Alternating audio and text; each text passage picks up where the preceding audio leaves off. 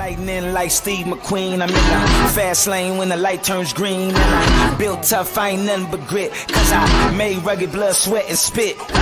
Yeah, like a horse I fly. Better push yourself in for a bumpy ride. I like to play hard, but I work harder. And I weather the storm cause I'm built stronger.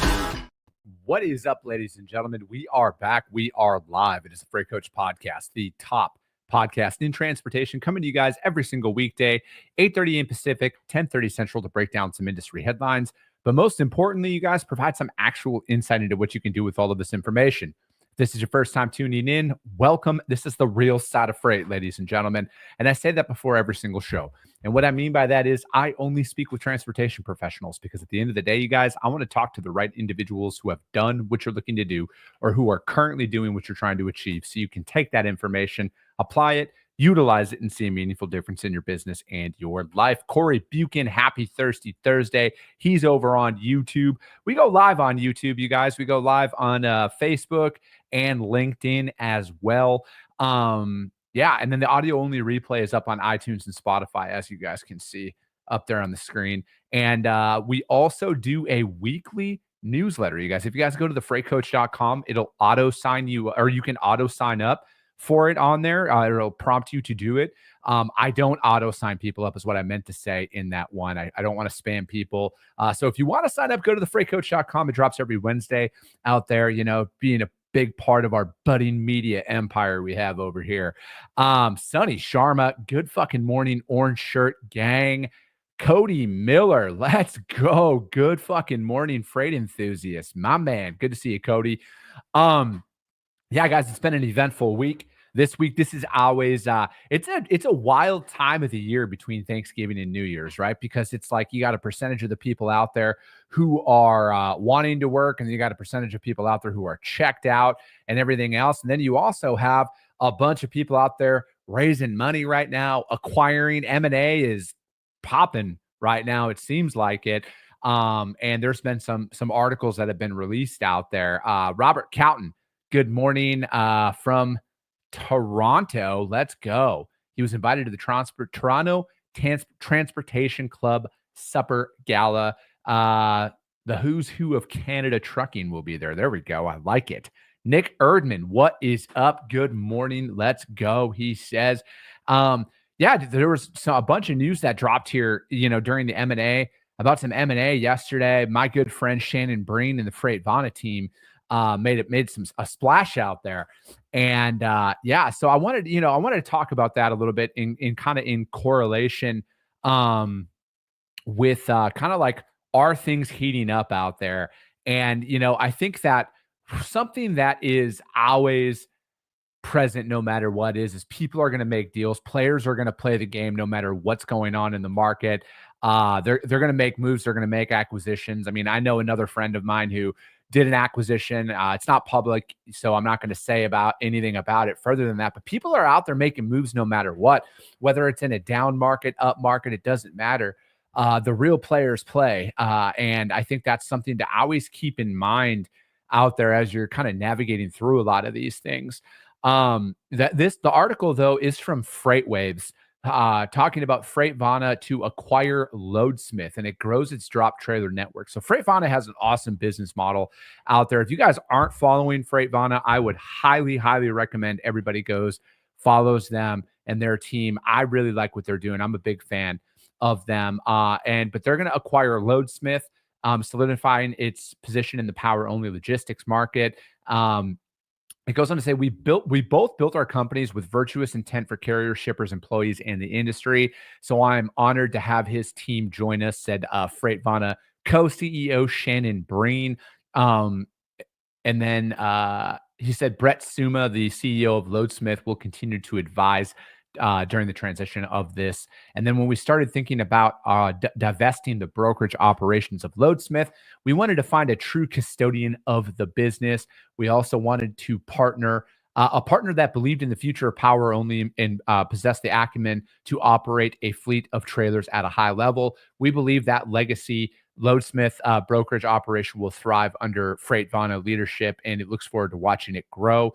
And then the integration of the operations underscores the company's commitment to leveraging technology for better efficiency. The collaboration also taps into Freightvana's deep experience in blending asset trailers with technology.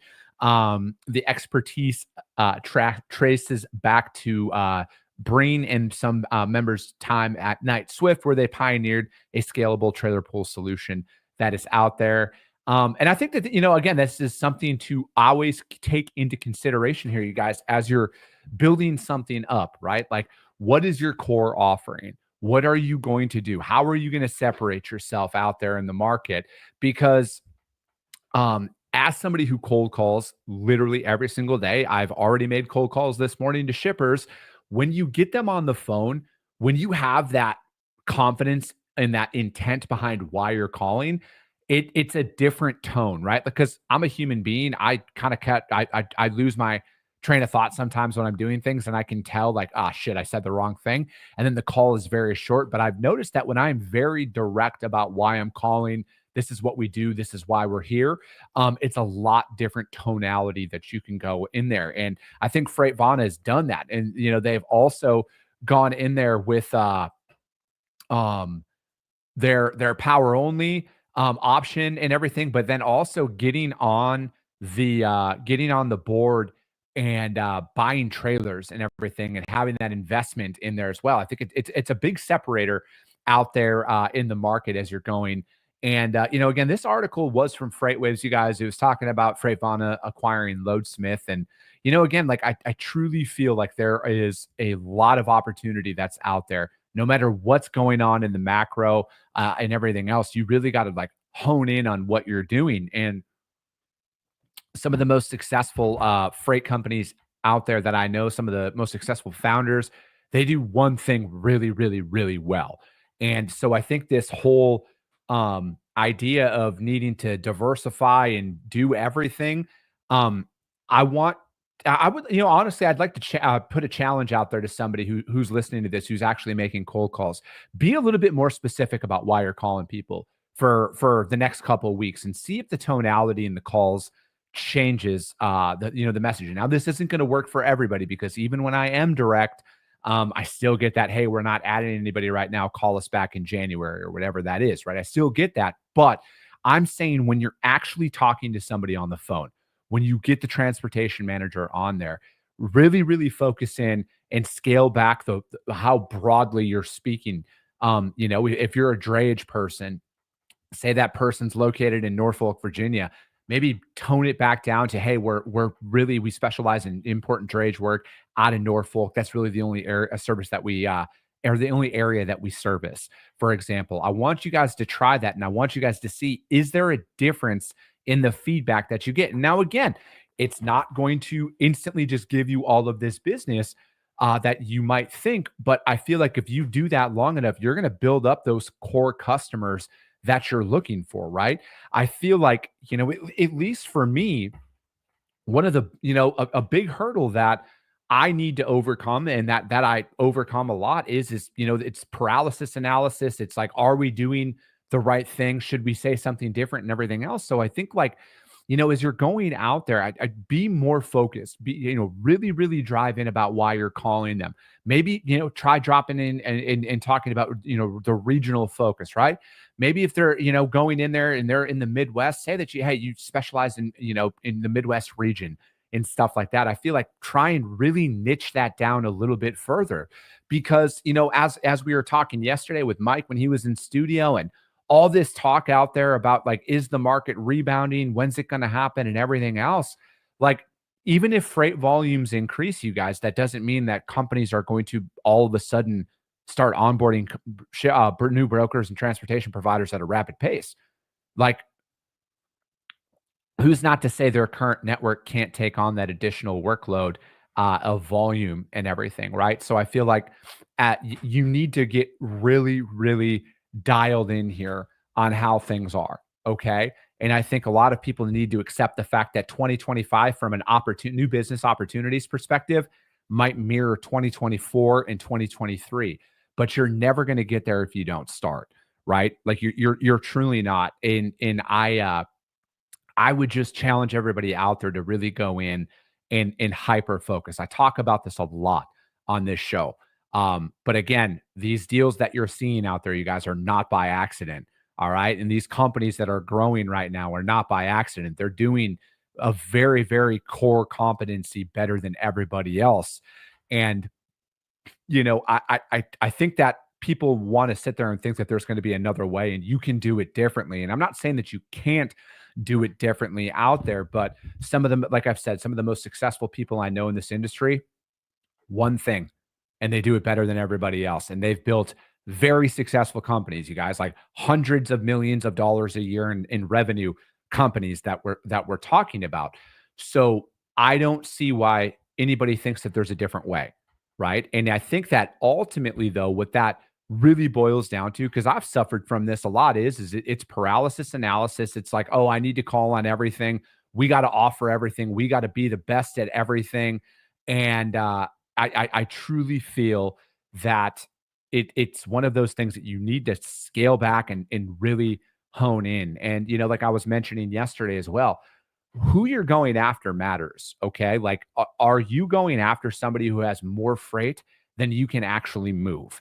And I'm not saying don't go after some of these big fish, but again, like you need to realize what some of these larger companies actually require to haul their freight. If you can't move 500 loads a day or 500 loads a week with your current infrastructure of your company, probably shouldn't be going after certain people. If you've never hauled hazmat, bulk, liquid, or whatever out there, probably shouldn't be calling those guys. Okay. You need to really dial in on what you want to go after and what you want to build. There's so much opportunity that's out there in this industry. There's so much that you can get caught up in that I feel like it distracts you and deters a lot of individuals from actually doing the work, right? Because just because a product's in season or something like that, that doesn't mean that they're just going to set you up because you called them because they're busy at that moment, right? I think like you need to formulate a plan of what you're going to go after here going into 2025. And again, you're probably going to get a lot more voicemails and non-answers right now than not. All right. That is a reality. But what are you doing with your time right now to get you prepared for 2025, for example? Again, I am of the mindset, and I just put this out. Denim released an article about their 2025 freight predictions out there. So go to Denim's website and check that out, or go to their LinkedIn profile and they will have that article on there. But, I truly feel down to my core, you guys, it's going to be a small incremental bump back up. I really do. And I think over a 12 to 18 month period, that's when people are going to be like, damn, rates are up 30 cents a mile or 20 cents a mile. Hypothetical examples here, right? So I live in reality, you guys. I'm not trying to sell anybody who listens to this show anything. I'm not trying to sell you a course. I don't consult. I literally just got another DM about that, and I get messages about that almost every single week about, hey, can you coach us? Can you consult? I don't do any of that, you guys. I am out there actually building a business, okay? I'm actually cold calling shippers. And I think it is very irresponsible to sit in any media seat and try and paint a false narrative about what could happen next year. Truly, I think it is very irresponsible, the amount of posts and stuff that I see out there about people talking about why all of a sudden everything's better. Because for the people out there who are trying to actually build their business and their book of business, you haven't seen any difference at all. All right. Yes, there's opportunities and all of that stuff out there, but you really need to attack this time as like, what are you going to go after? What are you going to build? Because like in 12 months from now or 6 months from now, what are you going to do? What if it doesn't change, you guys? Like there's like what if the port strike actually happens in January and they shut things down? And, like what if nothing changes though? Like what if everything gets worked out? What if nothing changes? What if in 6 months from now, you're still sitting there saying, I thought things were going to change? I just sit there, I go through this stuff every single day about realizing that I need to become better at what it is that I actually am trying to set out and build, right? So I can't stress this enough, you guys. No matter what, build up that plan and just start dialing, get in front of people. From my perspective, the results aren't in email, you guys. All right. They're not in email. They're not in DMs. They're in cold calling and they're in site visits. Okay. straight up, that is where we found the most success over these last 12 months. And I really, really, truly believe that's where all the success is going to continue to be over the next 12 months. All right. I really do. I'm not against automation. I'm not against technology and that stuff, you guys. But again, you can't automate your results. You can't automate your effort in building something up to get it off the ground, to get it noticed and everything else. And, I just want to see people succeed. And I'm going to sit up here and continue to tell you what I'm doing, what works inside of my operation. And the more hyper focused I am in my outreach about why I'm speaking with somebody, I get a lot more information out of that conversation. Because again, I'm not naive to think that just because I called somebody, they're going to set me up and give me business. All right. I'm not that naive. And I would highly recommend all of you out there adopt that mentality as well. That when you reach out to somebody for the first time, the reality is you're probably not going to get business from them right away. Okay. It takes time. There is a process. And again, the most important piece of a lot of this is you just got to start. Okay. Like I've talked about this often as well. Nobody's got it all figured out. If you want to become better at cold calling, if you guys want to become better at sales, you got to get out there and rip the Band-Aid off and just start doing it. All right. The worst thing that somebody said to me, you guys, over the last week, and really, I would even go over the last 90 days. The worst thing somebody said, hey, we're not adding anybody right now. No, we don't need a call back. Please remove us from your list. And then they hang up the phone. That was it. 99% of the time when I get somebody on the phone, they're pretty cordial for the most part, right? They're very, very cordial. Hey, we're not interested right now. Thank you for your time.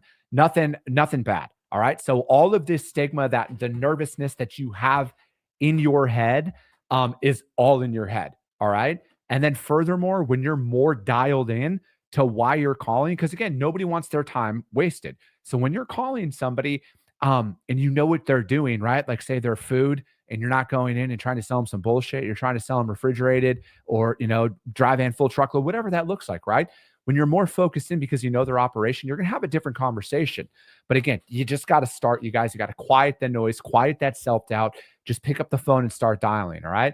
It might take you a couple of calls to get into your flow, but everybody feels that, right? For me, sometimes it takes 5 to 7 calls before I kind of get into my flow state, and then it just start knocking them out right away. Right. And that's all it is. You just on to the next one, as Jay-Z says, on to the next one. So I just kind of wanted to put that out there, you guys, and really how you're assessing yourself during this time, because you're going to sit there and see more things about, people raising money. Maybe they're talking about how great of a year they had or anything else. And if you're in the position that I'm in, where I'm building, I don't pay attention to the macro. I do, but I don't let that affect my day at all. I know that I'm going to come in, I'm going to send my sales emails, I'm going to make my cold calls. We're going to try and set up as much as we can, because I got to move the needle forward, right? I got a family to feed. I'm not afraid to get hung up on a couple of times, because that is way less painful than looking my kid in the eye and say, hey, sorry, buddy, you can't eat this week because dad was too afraid to pick up the fucking phone, And again, take this for what it's worth, you guys, but try and see. Here's another thing too, as you're going out there and you're making your sales calls. All right. A lot of it is trial and error. All right. A lot of it is, hey, what am I saying that's working? When it does catch that person's attention and you do have a meaningful conversation, what did you say? Right. Like maybe you said it a little bit differently on that call than you do on the other ones. Again, I can tell that when I'm out there and like I've mentioned, when I'm hyper focused, hey, this is who we are. We specialize in open tech. We service the Midwest. Boom. Different conversation than, hey, man, I'm just calling because we're a freight broker and you might have freight. All right. Take this all for what it's worth, you guys. But again, I apply this. I walk this walk with you guys, and you just got to get out there and do it. There's a lot of noise that's going to go on. And if you're sitting there saying, well, I thought everybody said things were going to get better and my business isn't better, what the hell's going on? You are actually in reality with the rest of us who are out there building a book or building a business that don't have a lot of customers. All right. Because nobody is onboarding people at rapid pace right now. And if you are, please DM me. I'll get you on the show and we'll talk about best strategies to go out there and help other individuals in this industry. Let me see here. So here's another thing that I saw, another article. This one is actually from ttnews.com. And this is talking about how small business owners brace for Trump's proposed tariffs. Jason Miller, he was on the show a couple weeks back. He puts out a lot of quality content in regards to tariffs. So if you're inside of the transportation industry and you're on LinkedIn and you're listening to this, follow Jason Miller. All right. You might not agree with everything that he says on tariffs and everything. Ultimately, at the end of the day, he actually researches this shit and he's not just talking off of emotion. Unlike 99% of the bullshit that you see posted out there or just somebody's emotional fucking opinion, Jason takes the time to break down data and he actually has, a pretty solid stance on a lot of this stuff.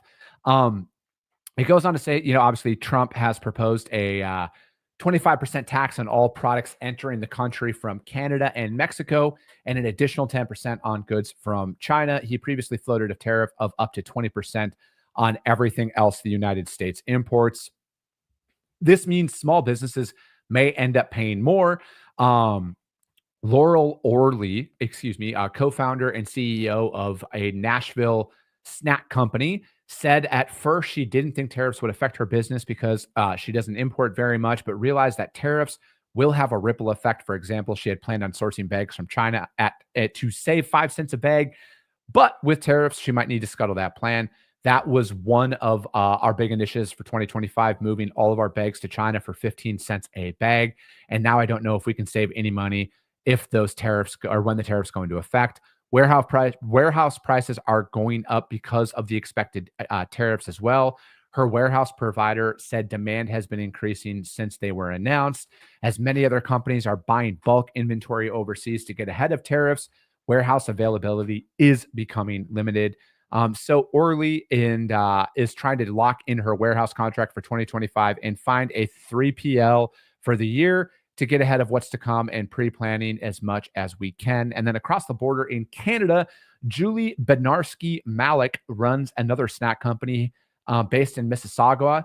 And Mississauga, sorry for all the Canadians up there.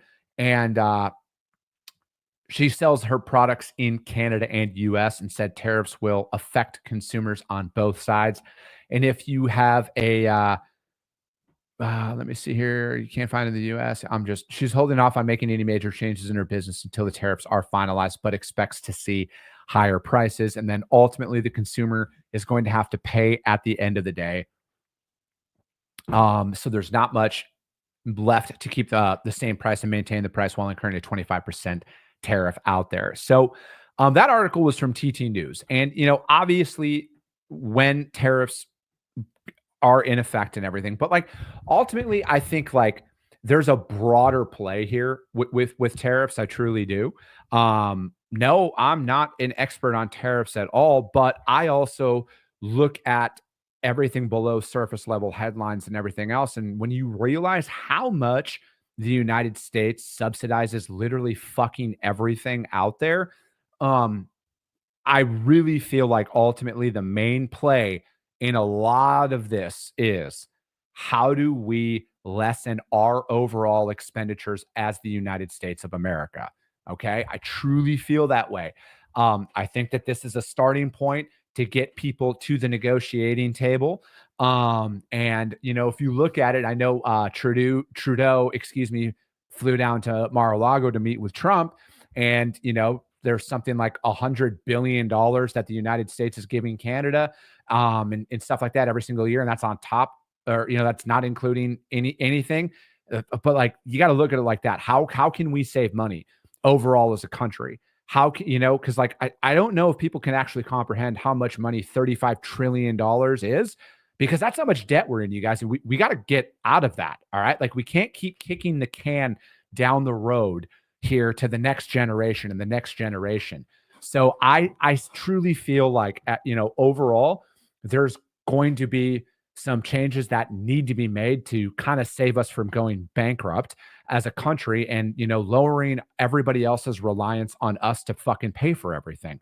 So if this gets people to the table, if this gets other countries to the table to lessen their dependence on us to pay for fucking everything, we need to explore any and all options here because you guys, we're in a shit load of debt overall as a country, and we got to fucking get out of it. We got to start cleaning up our books. We got to have our three-letter agencies stop failing audits every single year and then increasing our taxes and then just, thinking that that's just going to take care of everything. But that'll be it for today, ladies and gentlemen. I think it's going to be interesting to see, though, how tariffs going to affect what can happen. And I also think it is very pertinent to say anytime that we talk about tariffs here in President Trump with China, it is a great reminder that Biden didn't do anything with Trump's tariffs. He kept them in place and actually raised them on certain commodities out there. So, again, to get the full picture, so it's not always one-sided or not. But that will be it for today, you guys. I got a guest coming on tomorrow.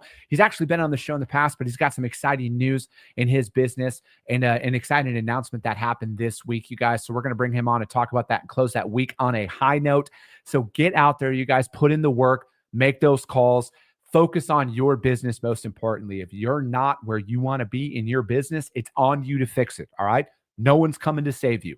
So get after it, you guys. That's going to be it. As always, if you guys got value in what you heard, subscribe to the show, you guys. Share it out there to your network because if you see value, your network's going to see value as well. I appreciate you guys. I love you guys, and we'll be talking to you soon.